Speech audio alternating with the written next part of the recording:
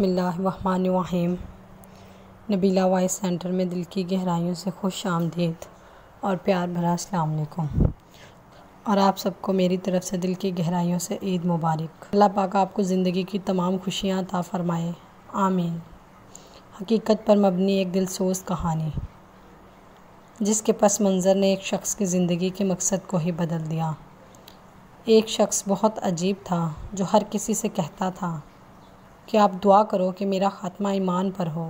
لوگ جو بڑی خوشحالی، ترقی، صحت اور عہدے میں ترقی کی دعا دیتے ہیں تو یہ صاحب انہیں روک کر فرماتے ہیں، آپ کی دعائیں سراخوں پر، بس آپ میرے لیے اتنی دعا فرما دیجئے کہ مجھے عبدالغفور جیسی موت نصیب ہو۔ ہم اکثر حیران ہو کر پوچھتے کہ عبدالغفور کون تھا، لیکن انہوں نے کبھی اس سوال کا جواب نہ دیا، بلکہ اس بات کو ہنس کر ٹال دیتے۔ میرا نام شفیق ہے اور ہم اتنی دیر سے جن صاحب کا ذکر کر رہے ہیں ان کا نام عزیز صاحب تھا۔ میں عزیز صاحب کی کمپنی میں سپروائزر کے عہدے پر فائز تھا۔ عزیز صاحب کو اللہ تعالیٰ نے ہر لحاظ سے نواز رکھا تھا۔ وہ اعلیٰ تعلیم یافتہ تھے۔ 1970 کی دہائی میں انگلینڈ سے بزنس کی ڈگری لے کر آئے تھے۔ وہ صاحب علم بھی تھے اور مطالعے کے خوب شوقین بھی۔ وہ ہر رات کتابوں کے ڈھیر پر سوتے، کتابوں کے کمبل میں جاگتے۔ دنیا میں جو بھی کتاب شائع ہوتی وہ عزیز صاحب تک ضرور پہنچتی۔ عزیز صاحب اسے یاد کر لیتے۔ ان کے متعلق ہم ان کے شوق کا اندازہ تو ہم لگا ہی سکتے ہیں۔ اللہ تعالیٰ نے انہیں صحت کی نعمت سے بھی خوب نوازا تھا۔ وہ 72 سال کی عمر میں 30 سال کے نوجوان لگتے ہیں۔ انہیں زندگی میں کبھی سر درد نہیں ہوا تھا۔ ساتھ ہی ساتھ میں ان کا تعلق ایک امیر گھرانے سے تھا۔ والد صاحب زمیندار بھی تھے اور صنعت کار بھی۔ ان کے گندم کے گودام تھے۔ اپنی گندم پیس کر بیچ دیا کرتے اور کروڑوں کماتے تھے، اور سب سے بڑھ کر یہ تمام خوبیوں کے ساتھ ساتھ وہ اپنے والدین کی اکلوتی اولاد تھی۔ چنانچہ والدین کے انتقال کے بعد خاندان کا سارا اثاثہ اور جائیداد ان کو منتقل ہو گئی۔ اللہ تعالیٰ نے انہیں پڑھی لکھی اور سعادت مند اولاد سے نوازا تھا۔ اس طرح لیکن انہیں ہر آسائش حاصل ہونے کے باوجود وہ ہر لحاظ سے خوشحال انسان تھے، مگر وہ پھر بھی ہر ایک سے یہی کہتے کہ اللہ تعالیٰ سے دعا کریں اللہ تعالیٰ عبدالغفور جیسی موت عطا کرے، اور خود بھی دن میں یہی دعا 1000 بار دہراتے۔ ہم وجہ پوچھتے تو ہمیں کہتے کہ ایک عبدالغفور تھا جو جاتے جاتے مجھے سیدھا راستہ دکھا گیا، اللہ تعالیٰ اسے کروٹ کروٹ جنت نصیب فرمائے۔ اس کے بعد خاموش ہو جاتے۔ یہ 1993 کا حج تھا۔ مجھے فرمایا کہ میں حج پر جا رہا ہوں اور شاید میں واپس پلٹ کر نہ آ سکوں۔ بیٹا، میں نے آپ سے صرف ایک درخواست کرنی تھی، میں آپ کو جب بھی یاد آؤں تو آپ میری اولاد کے لیے ایمان پر خاتمے کی دعا کریں۔ میں نے ان کی طرف دیکھا اور کہا، یہ آپ کیسے کہہ سکتے ہیں کہ آپ حج سے واپس نہیں آئیں گے؟ اور دوسرا، آپ اس بار اپنی بجائے اپنی اولاد کے لیے دعا کروانے کو کیوں کہہ رہے ہیں؟ پہلے تو کبھی ایسا نہیں ہوا۔ وہ ہنس کر بولے، آپ ہمیشہ مجھ سے عبدالغفور کے بارے میں جاننا چاہتے تھے۔ میں سمجھتا ہوں اور میرا خیال ہے کہ اب وہ کہانی سنانے کا صحیح وقت آ گیا ہے۔ میری بات کو سمجھنے کے لیے عبدالغفور کی داستان سنو۔ وہ کچھ دیر رکے اور پھر دھیمی آواز میں بولے، عبدالغفور ہمارے لاہور کی مل میں ملازم تھا۔ وہ بلا کا کام چور تھا۔ اس کے علاوہ دھوکے باز بھی تھا اور مل سے گندم وغیرہ چرا کر بیچ بھی دیا کرتا تھا۔ میں بھی جی چراتا تھا۔ میں نے اسے کئی بار مل سے نکالنے کا سوچا، لیکن ہر بار میں اپنے والد کی وجہ سے رک جاتا تھا۔ میرے والد نے مجھے نصیحت کی تھی کہ بیٹا، میرے مر جانے کے بعد کبھی کسی ملازم کو نوکری سے مت نکالنا۔ عبدالغفور مجھے میرے والد کی طرف سے ورثے میں ملا تھا، چنانچہ میں اسے برداشت کرنے پر مجبور تھا۔ عبدالغفور کو زندگی میں میں نے کبھی نماز پڑھتے نہیں دیکھا تھا، نہ ہی کوئی نیک کام کرتے دیکھا تھا۔ اس کے علاوہ وہ سگریٹ بھی بہت پیتا تھا۔ پوری زندگی مقروض رہا۔ ہماری فیکٹری سے ہر سال ایک ملازم کو حج پر بھیجا کرتے تھے۔ اس کا فیصلہ قرآن اندازی کے عمل سے ہوتا تھا۔ ہم نے ایک سال قرآن اندازی کی اور عبدالغفور کا نام نکل آیا۔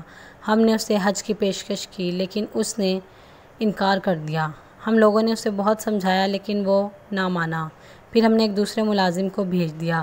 اگلے سال ایک مرتبہ پھر قرآن اندازی ہوئی اور اس بار پھر عبدالغفور کا نام نکل آیا، لیکن عبدالغفور نے اس سال بھی جانے سے صاف انکار کر دیا۔ اگلے سال پھر دوبارہ قرآن اندازی کروائی اور اس بار پھر عبدالغفور کا نام نکل آیا۔ ہم نے تجربے کے لیے چوتھی مرتبہ عبدالغفور کا نام کسی خالی پرچی پر ڈال دیا۔ اس بار جب پرچی نکالی تو وہ خالی پرچی نکلی، تو گویا اللہ تعالیٰ ہر صورت میں عبدالغفور کو حج کروانا چاہتے ہیں، لیکن وہ مان نہیں رہا تھا۔ اس کا کہنا تھا میں حج پر جا کر کیا کروں گا۔ میں نے بالآخر اس کے ساتھ سودا کیا۔ میں نے اس سے کہا پورے سال کی تنخواہ اضافی دے دیتا ہوں۔ اس پر وہ لالچ میں آ گیا۔ میں نے مولوی صاحب کا بندوبست کیا۔ مولوی صاحب نے اس سے نماز اور حج کا طریقہ سکھایا، دعائیں اور آیتیں یاد کروائی۔ ہم نے اس طرح اسے حج پر روانہ کر دیا۔ عبدالغفور حج پر چلا گیا، حج کیا، خانہ کعبہ کا طواف کیا، عشاء کی آخری نماز پڑھی، سجدے میں گیا اور سجدے میں ہی انتقال کر گیا۔ وہ دیر تک سجدے میں پڑا رہا۔ ساتھیوں میں سے کسی نے ہلایا تو پتہ چلا کہ عبدالغفور کا انتقال ہو چکا ہے۔ آپ اللہ کے فیصلے دیکھیے، اسی رات امام کعبہ کا بھی انتقال ہو گیا۔ اگلی صبح امام کعبہ کا بھی جنازہ تھا۔ عبدالغفور کی میت بھی امام کعبہ کے ساتھ حجرہ اسود کے سامنے رکھ دی گئی اور لاکھوں حاجیوں نے عبدالغفور کا جنازہ پڑھا۔ ہمیں اطلاع دی گئی، ہم سے نعش کے بارے میں پوچھا گیا۔ ہم نے اس کی بیگم سے پوچھا تو اس کی بیگم کا کہنا تھا اللہ تعالیٰ نے اگر اسے یہ سعادت نصیب فرما دی ہے تو اس کی تدفین بھی مکہ میں ہی کر دی جائے، اور یوں وہ دفن بھی مکہ مکرمہ میں ہی کیا گیا۔ میں اس کے اعلیٰ نصیب پر حیران رہ گیا۔ میں اس کی بیگم کے پاس گیا، جیسا کہ میں عبدالغفور کو جانتا تھا، لیکن اس کی قسمت نے مجھے اس کے بارے میں مزید جاننے پر مجبور کر دیا۔ میں نے اس کی بیگم سے اس کی خوش بختی کی وجہ پوچھی۔ اس کی بیگم نے مجھے ایک انتہائی عجیب بتائی کہ میرے شوہر میں کوئی اچھی عادت نہ تھی، لیکن اس کا کہنا تھا کہ ہمارے محلے میں ایک بیوہ عورت رہتی ہے، وہ بہت خوبصورت تھی، لیکن بدقسمتی سے وہ جوانی میں ہی بیوہ ہو گئی تھی۔ جب بھی وہ کہیں باہر نکلتی تو محلے کے سب آوارہ لوگ اس پر نظر ڈالتے۔ اس کی 2 چھوٹی چھوٹی بیٹیاں تھیں۔ مرحوم خاوند مکان تو اسے دے گیا تھا، لیکن گھر کے اخراجات اس کے دیور نے اٹھا لیے، لیکن پھر بھی مہنگائی کی وجہ سے اس کا گزارا نہیں ہوتا تھا۔ وہ بتانا چاہتے تھے کہ وہ اپنی بیٹیوں کو پڑھانا چاہتی تھی، اس لیے اس نے گھروں کا کام کرنا شروع کر دیا، لیکن وہ جہاں جاتی لوگ اس کی عزت پر ہاتھ ڈالتے۔ اب وہ کام چھوڑنے پر مجبور ہو گئی۔ جب یہ بات میرے خاوند کو پتہ چلی تو وہ اس کی ڈھال بن گیا۔ اس نے اسے اپنی منہ بولی بہن بنا لیا۔ مریم بہن کو گھر بٹھایا اور اس کی بچیوں کو اسکول میں داخل کروا دیا۔ وہ لوگوں سے قرض لے کر اور آپ کی فیکٹری سے چوری کر کے ان بچیوں کو تعلیم دلاتا تھا۔ وہ ہر 10 دن بعد اپنی منہ بولی بہن کو راشن دے کر آتا، یا بچیوں کے یونیفارم، کبھی کتابیں۔ دیتے وقت اس نے کبھی اس کے گھر کی دہلیز پار نہیں کی تھی۔ وہ تمام چیزیں ایک بڑی سی ٹوکری میں رکھتا اور آواز دیتا کہ مریم بہن سامان رکھ دیا ہے۔ وہ دروازے پر آ کر اس ٹوکری کو اٹھا لیتی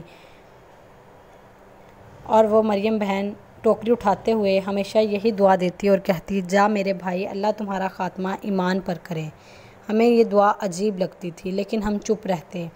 اسے آپ نے پچھلے سال بھی حج پر بھجوانے کی کوشش کی، لیکن اس نے یہ سوچ کر انکار کر دیا کہ اگر وہ حج پر گیا تو مریم بہن خود کو بے آسرا محسوس کریں گی۔ اس بار بھی نہیں جانا چاہتا تھا، لیکن آپ نے اسے پورے سال کی تنخواہ اضافی دے دی۔ عبدالغفور نے وہ ساری رقم مریم بہن کو دے دی اور خود حج پر چلا گیا۔ چنانچہ اللہ تعالیٰ نے اسے زبردستی حج پر بلوایا اور مریم بہن کی دعا قبول ہو گئی، اور میرا خاوند ایمان کی عظیم حالت میں اللہ رب العزت کے پاس چلا گیا۔ آپ حیران ہوں گے، جب مریم بہن نے یہ خبر سنی تو بے اختیار اس کے منہ سے الحمدللہ نکل گیا۔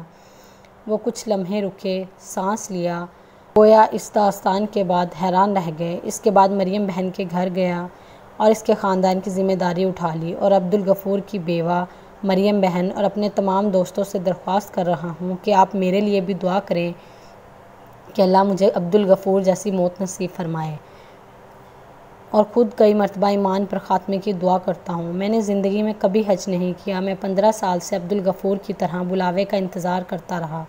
اللہ تعالیٰ نے بالآخر میری بھی سن لی، چنانچہ مجھے بھی عبدالغفور کی طرح زبردستی طلب کیا جا رہا ہے۔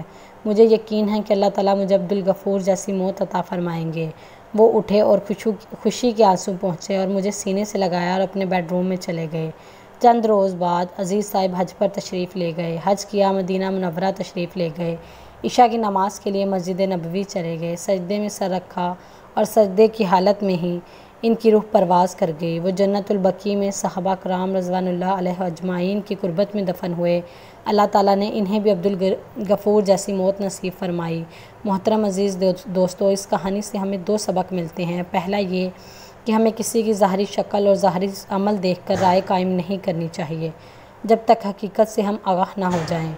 دوستوں دوسری ہم خود بھی دعا کرتے ہیں یا پھر دوستوں سے اپنے لیے دعا کرواتے ہیں، اور ایسا سالوں سے ہو رہا ہے، لیکن کیا کبھی آپ نے سوچا ہے، آپ نے کبھی شدت سے دعا کی ہے کہ اللہ تعالی ہمارا خاتمہ ایمان پر کر دے؟ کیونکہ کہتے ہیں شیطان کا سب سے خطرناک وار موت کے وقت ہوتا ہے۔ اگر موت کے وقت کلمہ نصیب نہ ہو تو انسان بے ایمان مرتا ہے۔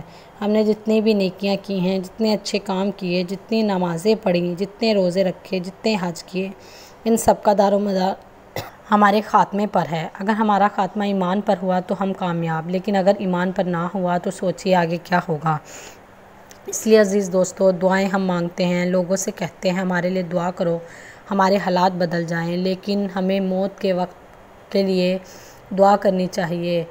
ہمیں اس کے بارے میں سوچنا چاہیے کہ شیطان مردود جو موت کے وقت اپنا وار کرتا ہے، اللہ تعالی ہمیں اس سے بچائے اور ہمیں زبان پر کلمہ شہادت نصیب فرمائے کہ ہماری زبان پر کلمہ جاری ہو اور ہم اس حالت میں اس دنیا سے جائیں کہ ہمارا خاتمہ ایمان پر ہو۔ ہمیں یہ ہر وقت اپنے لیے دعا کرتے رہنا چاہیے اور دوسروں سے بھی اسی دعا کی تلقین کرتے رہیں۔ امید کرتے ہیں آج کی ویڈیو آپ کو پسند آئی ہو، تو ہماری ویڈیو کو لائک اور چینل کو سبسکرائب ضرور کر دیجیے گا۔ ملتے ہیں اگلی ویڈیو میں، تب تک کے لیے